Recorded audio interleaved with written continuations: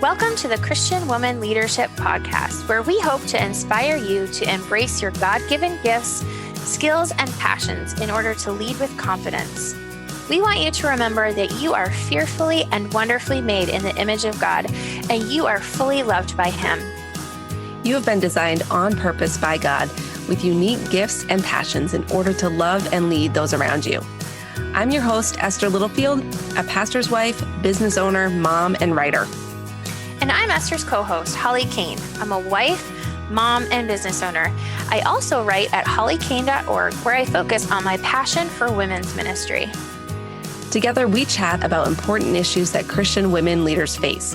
In addition, we interview other women just like you who lead in various roles, from church to community to business.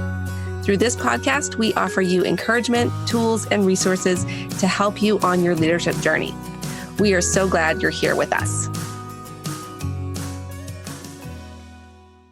Hey, friend, and welcome to this episode of the Christian Women Leadership Podcast. I'm your host, Esther Littlefield, and today I am here with my co-host, Holly Kane. Hey, Holly, are you excited to be here today? I am. I'm excited to chat with you about what we're going to chat about. All right. Well, I guess I should tell everybody what we're going to talk about, right? Okay. So this episode came about because yesterday in our Uplift Mentor Mind, we had a call together as a group and a question came up. And afterwards, Holly and I were talking about it. Mm-hmm. And she had this fabulous idea to have that question be the focus of the podcast today. So Thanks, Holly, for coming up with that. You're welcome. You're so brilliant. It's actually the people in Uplift that came up with it. But I thought it was a bigger issue that we should all discuss. Exactly. Yes. Yeah. So the question was, and just so you know, Uplift is really, for business women, but the question was this: how do you pursue a passion project or something that you sense God is calling you to do when you also are trying to run a business? Or for those of you who aren't a business owner or an entrepreneur, maybe you're trying to just work your full-time job or pursue your career or care for your kids, homeschool your kids, whatever you might be doing in your life, right? Yeah. And this is a challenge that a lot of us face because, let's face it, this podcast attracts a lot of really smart, multi-passionate women. Yeah. Yeah. And so that's what we wanted to talk about today. We want to talk about how we can actually pursue a passion project or something that we sense God asking us to do when we still have to also, or we want to also run our business or pursue our career or, just live our full life. Right? Yeah. So that's what we're going to dive into. Yeah, I think it's important because I think that we feel like we want to do it all. Yeah. I want to do all the things. I want to do all the things. Okay, and so we need to talk about that. So that's an alternative title: How to Do All the Things. That would get a lot of listeners, I think. All right. Before we dive into the full topic, I want to share our sponsor for today. And the sponsor is what I just mentioned, the Uplift Mentor Mind for Christian women.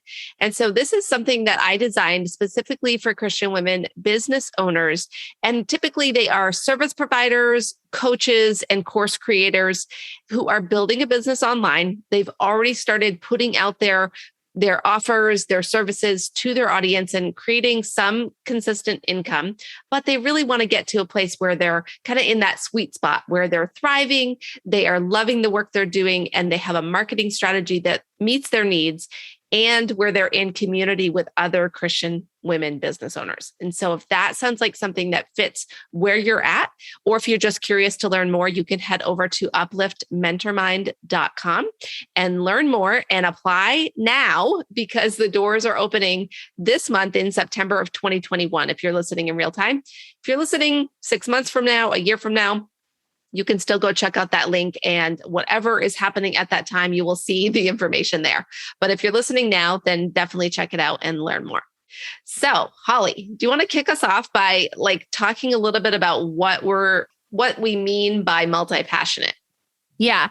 So if you are listening to this podcast, I'm going to venture a guess that you probably are multi-passionate, but you may not be. So when we're talking about multi-passionate, we just mean passion in lots of areas. So relationships, business, family, ministry, community, even hobby. You have multiple talents and skills. And when we're talking about passions, these are things that really light you up. And when you're in the midst of actually doing them, they give you incredible energy and you just want to do it more. So when we're in those times, we could dive headfirst into doing those things all the time. And so sometimes it can be really hard to choose which areas to focus on and which areas to let take a back seat. And often we want to do them all, but there usually isn't enough hours in the day. And the mundane things need attention as well, right? Like we need clean laundry. Boo! The dishes need to be done occasionally. Also, boo. So, in a perfect world, perhaps we could be doing those things all the time and the dishes would magically get done. But the other thing about this is not only are many of us multi-passionate, but we also have lots of skills in different areas and lots of experiences in different parts of our lives, which all could become a business or a career path or some type of ministry, right? Yeah. But here is the key point that we want you to remember. All of your passions and skills and talents don't need to become a business or a career. Yes. Let's say I it think, again for those who need it. Some of us need to really repeat this a couple times. Not all of our skills, talents, and passions need to become a business or career. I know that for me, I'll be driving down the road with my husband. He's like, "Hey, what are you thinking about?" I'm like, "Oh, I just created 3 businesses in my head." He's like, "Okay, what are we doing now?" I'm like, "Oh, okay, we're having this business and this business." So yes. And that's what happened on the call yesterday. Yes. As we were talking about this, as the gal who asked the question was brainstorming, I mean, there were basically 2 or 3 business ideas that came out of what she was envisioning. And then in the chat, everybody was commenting and coming up with a whole plan on how this passion project could turn into this, multi-million-dollar business. So it was very tempting to take anything that we are passionate about, anything that we have skills in, and want to possibly see how could I then turn that into something that becomes a career, a business, or whatever. So take on a life of its own, right? Yeah. Right. That is something that we need to remember. So not everything needs to turn into something huge, right? And in fact, sometimes there may be things that you're passionate about that simply can be a hobby that can be just fulfilling for you, something fun for you to do. So let's talk about some examples of that because I think we need to actually talk this out because some of us who have this mindset, oh, I really enjoy crochet. Okay. Now I'm going to have a crochet business. Yes. Okay. I really enjoy, for me, baking cakes. I turned that into a business, right? Yeah. Mm-hmm. So okay. Do you have any examples of that? Wait. I just want to pause for a minute. How many of you listening knew that Holly used to have a cake business? Did you know? Tell us in the Facebook group if you knew that. And here's a fun fact. She made several of my daughter's birthday cakes for several years in a row. And I was so sad when she stopped making cakes and moved away. So I actually really miss it sometimes. But I swore when I moved here that I was not going to start a cake business in Florida because it's way too hot and I'm not going to have my cakes melting all over the place. So if you're in Florida and you need a cake, I might do it as something fun to do, but not turn it into a business. No, I can't turn it into a business again. Okay. So so just my example that I could think of is, as you know, I like bird watching, right? I have thought many times about creating a Facebook page about bird watching or having an Instagram account or writing about it or whatever. But no, I can just have that as a hobby that I enjoy. That's part of my life, but it's not a thing that I turn something into, right? What about you? Do you have the cake thing? Do you have any other examples of hobbies or fun things? What do they call it? Not a jack of all trades, whatever. I try all the creative things. Yeah. I've tried painting before. I've tried watercolor before. I've tried crocheting, knitting, needlepoint, blah, blah. Pretty much just about anything you can think of, I've tried. And in those beginning stages, I'm like, I am going to become a master. And you're going to see me in the shack somewhere, just making pottery, and people will come from miles around and they'll want all my amazing like I go to these like really grandiose places. Yeah. I make one thing and then I'm done. So yeah. So I like to be creative and try things with my hands, crafty, that sort of thing. Yeah. But I need to remember that it's sometimes just for a time, and being creative is an outlet for me to get stress out. And it can just be that, even if I'm super good at it, even if it could make me $1 million, I can just do this for fun. So for enjoyment. Yeah. Okay. So on the flip side, some of these things might actually turn into a passion project, but it's not something that you're trying to turn into a business or a career path. Yeah. And so a passion project is really, we're going to talk about this, but it's really just something you do out of a love for it. And, you may want it to turn into something big, but it is something that you're not expecting anything huge out of, I don't think. Yeah. You're doing it for the love of it, right? Yep. But one thing I want to say that we all need to remember is that if you are doing a business, a ministry, and a passion project, or whatever that looks like, all these things don't need to be at level 100. Now, what I mean by that is if you're like me, I want to have this huge booming business. I want to have this really big ministry that's having this huge impact. And that may not be my life right now. And we'll talk about that part in a few minutes, the idea of seasons, but not everything has to be at level 100. Yeah. Not everything has to be this big, huge movement, right? I can be creating impact in a small business, and I can be creating impact in a small passion project. So don't get caught up in the idea that you have to go big or go home, as they say. We can still do things with excellence in a really small way. So does that make sense? And not only does it not have to be at level 100, it is impossible to have everything be at level 100. Like you cannot. And actually we're going to refer to this one later too, but next week on the podcast, we're going to be hearing from Christy Wright. And that's one of the things we talk with her about is essentially like, you can't give 100% to all the things in your life at the same time. Right. Exactly. That doesn't work. All right. Awesome. And that was a great introduction. So what we want to talk about now is this idea of, again, moving into how can we pursue a passion project. But real quick, in case you are still in the place where you're like, well, I know I have some things that I'm interested in, but I can't even choose which thing to pursue. Like, I don't even know which passion project to pursue. Yeah. I'm passionate about 17 things and I want to do all 17 today. Welcome to the club. Yeah. Then you need to go listen to episode 140. I did that as a solo episode, and it's how to focus when you are multi-passionate. So I'm giving you some steps to walk through and how to kind of hone in on which thing maybe should be your focus. Like out of those 17, maybe you're going to pick 2 to explore, which again, feels very heart-wrenching when you love a lot of things, but go check that out. So if you don't know what that passion is that you want to pursue, but if you do know, okay, I've had this thing that will not go away. God keeps bringing it up in my mind, right? Like for me, it's writing. Like that is something that all my life has been something that I know I'm supposed to do.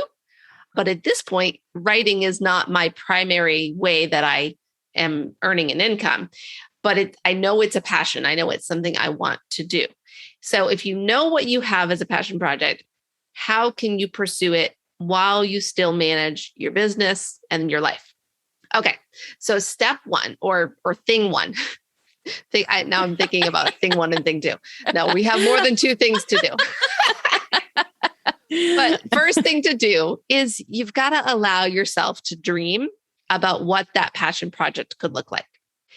I want you to take time to sit down and just literally write out and explore all the different ideas, dreams, and thoughts around that concept. So again, if I'm using the example of writing, for me, I might want to sit down and just write out and sketch all these different ideas of things I would like to write about, concepts I have. And I've done this. I've, done a lot of brainstorming around what types of topics I want to write about, what book ideas I have, all of that. And the key with this process is not to edit yourself and not to try and stop yourself if you come up with an idea that seems completely ludicrous. Because we tend to do that where we're like, oh, there's no way that could ever happen. So I just don't even put it on the list. I want you to put it on the list, write it down. And then the other side of this is that, sometimes again, this depends on your personality. Some of us tend to be like, you get an idea and you just jump immediately into doing it. And then others of us will research for years before we do something. So we're trying to get somewhere in the middle. I might be more on the research forever side, right? And Holly, I jump. Yeah. You just jump, right? So we're two extremes there. But I think if you take a little time and you kind of get some of this onto paper, that gives you time and allows God to speak to you through that process of like, what's the why behind this passion project? What is it that God is really speaking to you about this? Yeah. And I do believe sometimes that comes through taking a little bit of time to process before you jump in, but never taking action either. That was a double negative, so that might not make sense. Okay, so that's the first thing. And I actually literally this morning, as a follow-up to that conversation in the group yesterday, I was Voxering with the gal and I was giving her this advice. So this came from my Voxer to her. Perfect. Okay. I love it. Then the second thing to do, once you've mapped this out and you've taken time to dream, then I think you need to choose one small action step that you can take towards that passion project. Again, sometimes we want to know what the end result is going to be. We want the 5-year plan. We want the big picture. We want to be able to picture exactly how things are going to look. Maybe you have a dream to start a nonprofit and you want to reach millions of people with your project. But right now, that's not going to happen overnight. It's never going to happen overnight. You need to take one small step. And almost always, at least in my life, this is how it's been, is that God has almost never revealed to me exactly what it's going to look like in the end. It's been, hey, Esther, why don't you start a podcast? And just choose the topic and the name of your podcast. And then I did that. And then it was the next step. I never could have pictured what this podcast looks like now. And this podcast is one of my passion projects. Yeah. But taking that one step, then he revealed the next step. And then he opened up a new door. And so one step at a time. So look at in your life right now, what is one thing that you can do to pursue that project, even if it's not even remotely close to what maybe you would hope or what some of those dreams were that you wrote down on that piece of paper. I love that. I think that that's important for people on both ends of the spectrum that you talked about to remember. The sort of people that get stuck in the research phase and then the people that jump. Because for me, I jump into the biggest parts, right? And I skip some of the small steps that I should take first.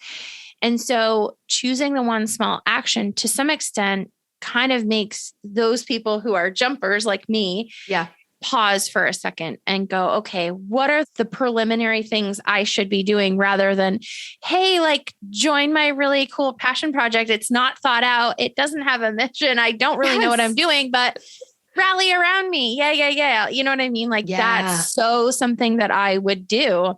Yeah. And so I think the one small step is a really good point for both people on that spectrum. So yeah. Okay.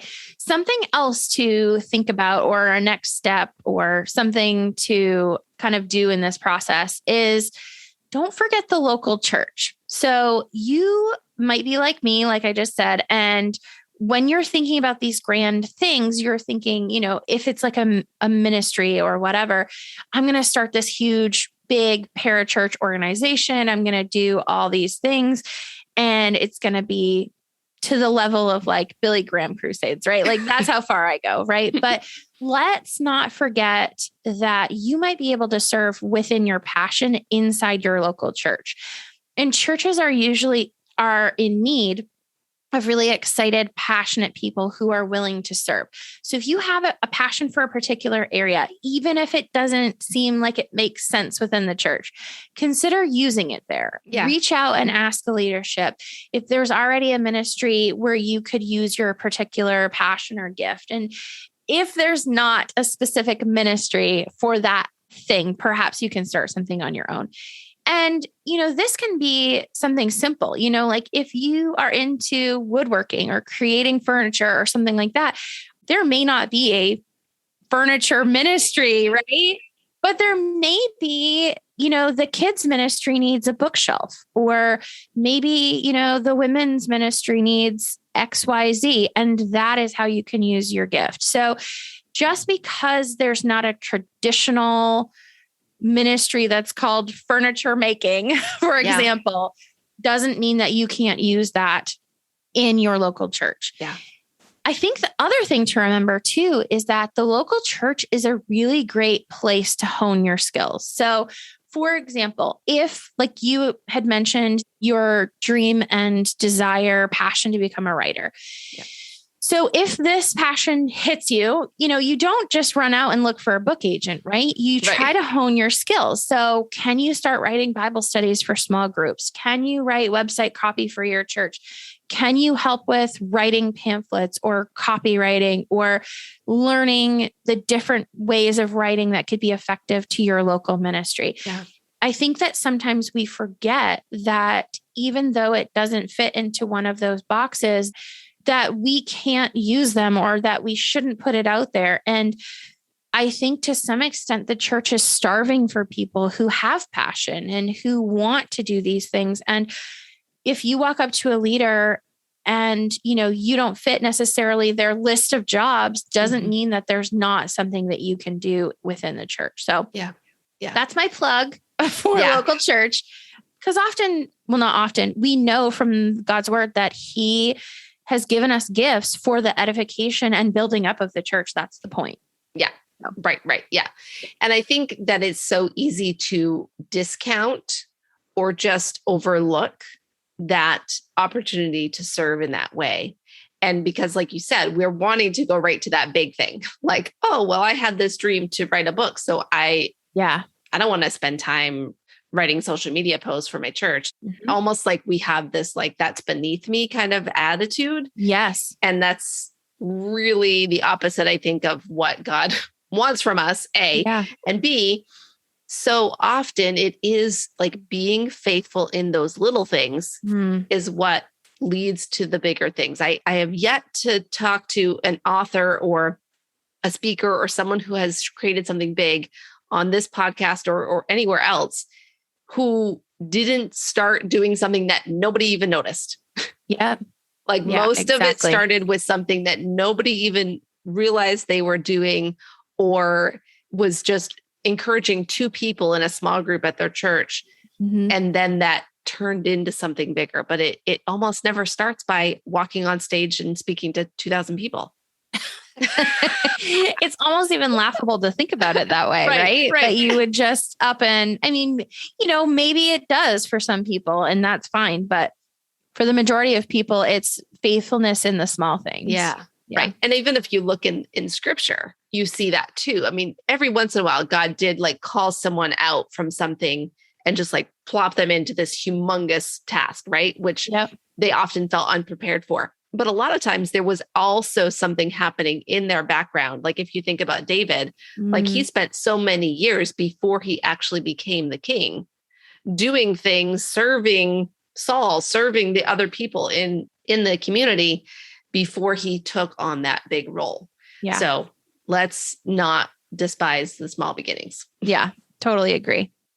Another thing to remember is that there are different seasons in life, and there are certain seasons in life that don't have enough margin for us to pursue all of our passions or ideas.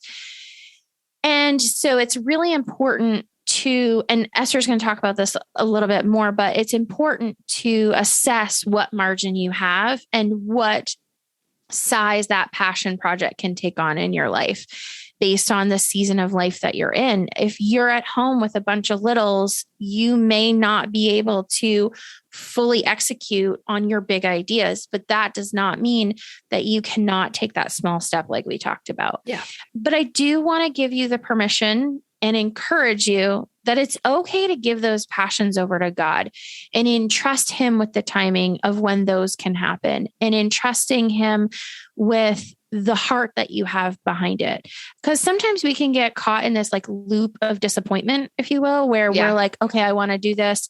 And then something in life comes up and now I can't, and I'm disappointed, and, it's never going to happen. Oh, poor me. Like, I've been stuck in that. Right. But it's okay to say to God, this is something I love and lights me up, and I really think that it can be used for your kingdom. I'm going to give it over to you. Show me what you want me to be faithful in right now, and trust Him with the timing of that other thing for the future. And, the way that I say it now sounds super easy to do. It's not. That's not a super easy thing to do. But we can trust that He is sovereign and knows when those experiences will come to light in the future, if that makes sense. Yeah. And I think I've talked about this on the podcast before. I have no idea when or where, so I'm just going to say it again. Because looking back, I can clearly see times when I wanted to do something and where it wasn't an option, timing wise, work wise, business, whatever, family. And I was definitely disappointed. I was upset, angry, whatever. But looking back, I can see, that I was not ready for that thing. Yep. And now it makes so much sense why God didn't allow me to pursue that. And it was actually a good thing. But at the time it felt not good. So I think what you just said of just keeping in mind God's sovereignty in this, that if you're feeling frustrated that you're not able to pursue this passion right now, really turning that over to God, turning over the frustration and the disappointment, and just saying to Him, hey, I wish I could do this. I don't know why I can't. Help me to take my next steps without having bitterness and anger, because that's definitely going to slow you down if you get caught up in that. Oh, definitely. Yeah. Yeah. It would be interesting not maybe to know this, but it's interesting to think about how many people get derailed because it didn't happen in their timing. Yeah. And, then they just gave up on it altogether. Yeah. And I'm not saying that I've never done that. I'm just saying let's not get caught up in that, because I can't tell you how many times God's called me to things, or things have happened that I literally look back and go, okay, that's why I needed to wait, or it wasn't the timing when I thought it was. And, it makes me think of like the kid who won't give up this certain thing. And you're like, listen, if you just trust me, I'm your parent. I know I've got this bigger, better thing for you later on. Yeah. And okay, I could go on about that, but I won't. So, so just remember that there are seasons in life, and it's okay to trust God with those seasons and what He puts on your plate for right now. Yeah. All right. And the last one, which kind of goes along with what we've been talking about, is be open to what this passion project might look like. So it might not be what you originally thought. So I think it's really good. Like the very first thing you talked about, Esther, was mapping this out and creating big thoughts and plans. But I think at some point, and it is very similar to what I just said, taking those big thoughts, that whole paper that you worked out, and just giving it back to God and saying, how do you want to use this? And the reason I say that is because there may be things that you would overlook doing because it doesn't fit what's on that paper. And there may be ways that your gifts can be used in ways you didn't originally think of. So, for example, we've talked about our shared love of Guatemala before. My husband and I have been a couple of times. We still maintain relationships with people there. It's just something that God has captured our hearts from our very first time stepping there on that land and in meeting those people. And I've said multiple times, if a light came down from heaven and I had like a Saul Paul moment or whatever, and God said, sell every possession you have and go to Guatemala, I would do it in a heartbeat. Mm-hmm. But that's not happened. And that's not, I mean, when we came home from the first trip, I was sure He was going to ask us to do that, because I mean, how many people are excited to do that, right? You hear people say, please don't send me to Africa, right? But we were the people who were like, send us to Guatemala. And, that didn't happen. And although that would have been big and scary and whatever, we were ready, right? Yeah. But that's just not what our life has looked like. And frankly, I'm really glad that God didn't do that at that time because of all the other things he's brought into our life. And we still have relationships there. We still love that. But, that's just not for our life right now. And maybe that passion will develop later on, maybe after our son is out of our house, maybe in our retirement years, maybe, maybe never. Maybe we're just called to love and pray and give and serve in the ways that we can. But that doesn't stop that passion from growing in our heart for those people in that place. But it does not look like what I originally thought it would look like. And so I have to just give that over and say, I'm willing to do whatever you put in front of me, even though it doesn't look like what I want it to look like. So, yeah. And again, this is about surrender. Yeah. I mean, really, that's what this is about, because so often we have our preconceived ideas of what life should look like, what these passions should look like, what our career should look like.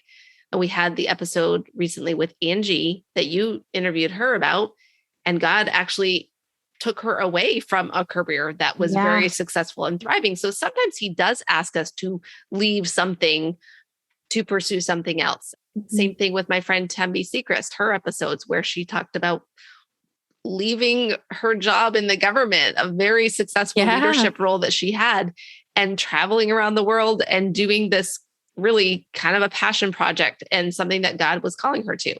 But not all of us are going to have that kind of, like you said, light from heaven moment where we know this is where we're supposed to go. And we're supposed to just do something smaller that somehow feels less significant. Yeah. But that doesn't mean that we are making any less of an impact if we're not doing this big dramatic gesture of selling everything we have and leaving, for something else. So I love that you made that point. And I think truly, like, God loves that heart in us. Like the fact that we are wanting to, don't want to say like do these things for him, but you know what I'm trying to say? Like we want to serve him in that way. We want to join him in where he's working. We want to, invest in his kingdom. Like he loves that heart in us, and he can use that in so many different ways. Yeah. But again, it might just look different than what you pictured. The way that you're serving. And I've also shared this before, but I used to actually think that I was going to be called into full-time missionary in another country type of work. And God has asked me to stay where I am in the same church, same community for 19 years. And that sometimes feels harder. Yeah. Because it's not as quote unquote exciting or whatever. Right. Now, I don't want to romanticize what it's like to go live in a third world country or give everything up.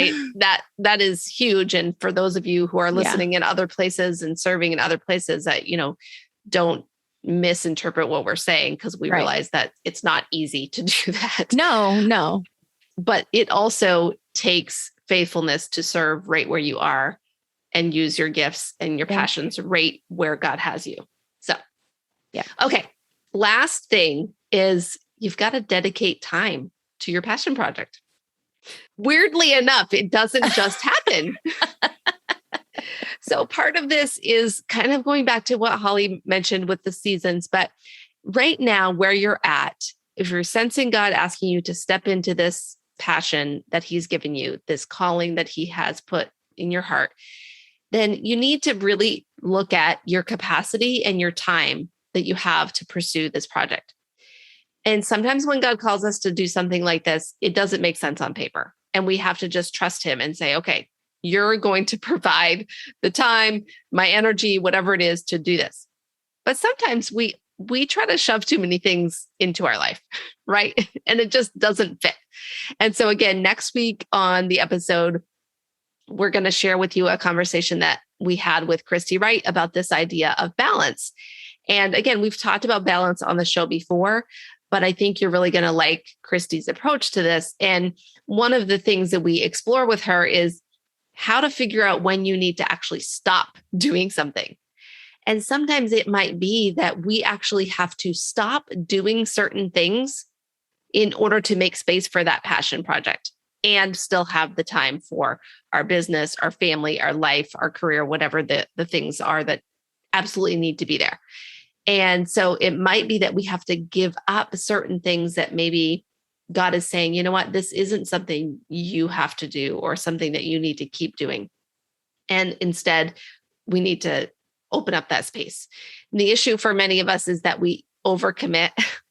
We say yes to too many things, and then we end up not doing anything well. And this is an ongoing struggle. I'm preaching to myself right now because there's several things in my life right now that I need to get help with. And I need to free up my time so that I can serve in the places that are most important to me.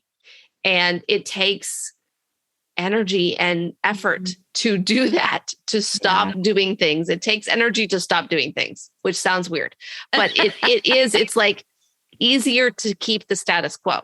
Yeah. But when you do that, you often are not serving at your highest level, and you're not making the impact that you could make if you took those steps.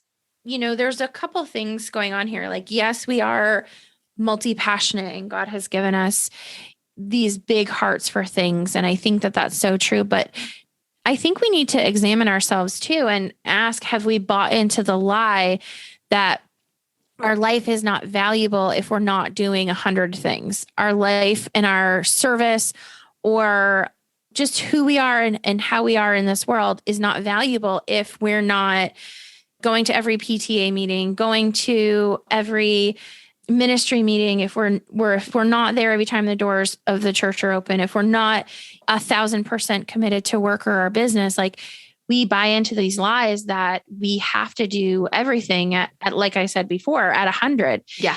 And that's so not true. God has given us certain things on our plate and in our lives that we need to do and do well. And the standard is not what the world tells us the standard is. The standard is not the perfect woman or, you know, whatever society puts out there, or the perfect Instagram picture. That's not the standard. The standard is constantly comparing our life to that of Christ and constantly asking him to come in and fill our broken places and build his kingdom, glorify him. And, you know, that's the place that we need to be, not in this other place of constant striving and constant filling our lives so full that we aren't, I don't want to say happy. We aren't fulfilled. We aren't living out the talents and gifts that God has given to us well. Yeah, exactly. All right. So hopefully this conversation has helped you just think about this idea of pursuing a passion project alongside of your business, your career, or your life, and giving you some practical steps you can take. That's what we wanted to do with this episode. And final reminder, all of your passions, skills, talents do not have to become a business or career. It's okay. It's okay to just have a hobby or a project or something that you try one time and then you decide, oh, that's actually not a passion. Yep. Oh, I tried hang gliding. Yeah, not my thing. Oh. I didn't actually try it. I was going to say, you didn't actually try as an example. I probably would want to keep doing that. Oh, and remember that if you are a Christian woman, business owner, entrepreneur, and you have a service provider business, or you're a coach, a life coach, a health coach, a business coach, whatever, or a course creator, and you want to take your business to the next level, I would love to invite you to come check out my Uplift Mentor Mind. You would get to hang out on a regular basis with me and Holly. So that's fun. But also you will get business strategy, marketing strategy, training, support, community to help you grow your business online. So come to upliftmentormind.com to learn more about that. So hanging out with us is not the only perk. I probably shouldn't use that as the main sales pitch, right? Probably not. Oh, goodness. But I guess it's in there somewhere. It's one of the benefits, maybe. The community is definitely amazing. Oh, and yes. I do have to say, I was telling you this, Holly, but after our call yesterday, I was just like pinching myself. Like I get to hang out with these women, and every single one of the women in the group have just immense gifts, skills, talents that they bring to the table. And so when the whole group is sharing ideas and feedback with one another, it's really powerful. So that's one of my favorite things. It's crazy to be in, I'll call it a Zoom room, but be in the room with all these women. I've heard this a couple of times recently. If you're the smartest person in the room, you need to find a different room. Yeah. And when I'm in this room, I'm definitely not the smartest person in the room. And I love it because everyone has their own zone of genius. And it's just mind-boggling how God has equipped each one of us and how good everyone is at everything. I don't know how else to say it, but anyway, we're very blessed. Yes. Yeah. For sure. So, okay. So why don't we close out, Holly, with our fun question of the day? Okay. I'm really glad that I get to ask this first because I don't know my answer just yet. Well, I think I do, but anyway. Okay. Great. So here's the question. What's something weird that you recommend everyone tries at least once? Okay. I mean, the word weird is throwing us off a little bit on this question. Is. Yeah. So the one that I came up with that popped into my head, I don't know why this did, but I just thought of everyone at some point should jump off of a cliff into a nice, cold main stream. Yep. Well, maybe more than a stream. Well, I mean, a river, a stream. I've done it needs to be of appropriate depth. Well, yes. But oftentimes what I'm calling a stream, like Little Wilson Stream. Do you remember that one that we hiked? I know that. Yeah. Yes. So at the end of the hike or at the bottom of the hike, there's these little waterfalls and you can jump off the cliff. It's not a very high cliff. I'm saying cliff, but off the rock into the water. And I mean, it's probably 30 feet deep. There's no way you can touch the bottom. Yeah. And so it can be a stream, but just the flow of the water has created such a deep cavern. Anyway, it's the thrill of it. It's so refreshing. It's refreshing. It's a thrill. Now, I also have jumped off a bridge into a river, and that's definitely a little more scary. But, I would say do it if you get the chance. Again, please ensure appropriate depth. You need to know where you're at. Don't be dumb. Yes. To quote one of my favorite lines in one of my favorite shows, don't be an idiot. But that's mine. So what about you? What would you say? What should everybody try at least once? So I was really stuck on the weird. I think I'm still stuck on the weird, but that's okay. I'm just going to say the first thing that came to my mind. So first thing that came to my mind was to try escargot, which I know is snails. But, there's only certain areas or arenas in the food realm that I'm willing to try, but there's some things that are just really gross, but in the seafood arena, although I don't know that snails are seafood, they're not, are they? I mean, do they come from the ocean? No. I don't know where these snails come from. I have never thought about that. Probably a snail farm of some type. Anyway, I tried escargot and it was amazing. I tried it on a cruise and I've gotten it again and again after that because it's so good. But, normally I wouldn't encourage people to eat snails. That sounds gross. Okay. Apparently escargot, there's escargot farms. So I think you're right. But there's also France is another place where it comes from. Yes. I don't know. France is where it comes from. It was a French restaurant that I tried this in. So. Oh, okay. Yeah. Well, there you go. Yeah. All right. Well, fancy. I don't know. I haven't tried it yet, Holly. You haven't? I haven't. It's so good. Okay. Have you had roe fish eggs? Well, I think I have had that by accident. That's also I'm not eating a spoonful of it. Right. But I've had it on things. Right. And it's very good. Okay. So. All right. Well, it's weird, but you should try it. Yeah. This is a weird way to wrap up our podcast today. It is. It's very escargot. Okay. So with that, make sure you're subscribed to our podcast so that you can come back next week and listen to our episode with Christy Wright. Yes. Okay. We had such Christy a good Wright conversation on earlier in the year. So this is like a second time we get to have her on, and it is good. And I know she's been on like about a bazillion podcasts recently because she did just launch her book.